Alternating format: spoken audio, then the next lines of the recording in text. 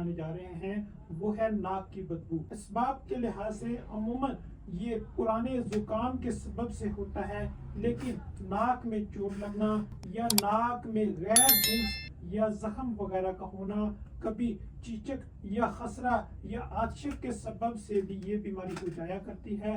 عورتوں اور خنزیری مزاج کے بچے اس مرض میں زیادہ تر مبتلا ہوا کرتے ہیں۔ علامات مرض کے لحاظ سے ناک کی اندرونی جھلی کے پتلا پڑ جانے کی وجہ سے ناک کے نتھنے فراغ یعنی کھل جاتے ہیں، ناک سے بدبودار مواد اور کو بھی خون آمیز رطوبت خارج ہوتی رہتی ہے۔ اکثر رطوبت خشک ہو کر ناک سے چھچڑے سے نکلتے رہتے ہیں اور مواد یا چھچڑوں کی وجہ سے ناک بند رہتی ہے اور مریض منہ سے سانس لیتا ہے۔ تنفس سے بدبو یعنی کہ سانس لینے سے بدبو آتی ہے، لیکن خود کو یہ بدبو محسوس نہیں ہوتی کیونکہ اس کی قوت شامہ یعنی سونگھنے کی قوت ناقص یا زائل ہو جاتی ہے۔ کبھی ناک کی ہڈی گل کر ناک بیٹھ جاتی ہے۔ یہ مرض برسوں رہا کرتا ہے۔ مریض کو عمدہ ہوا میں رکھیں اور غلیظ اور مقوی دیں۔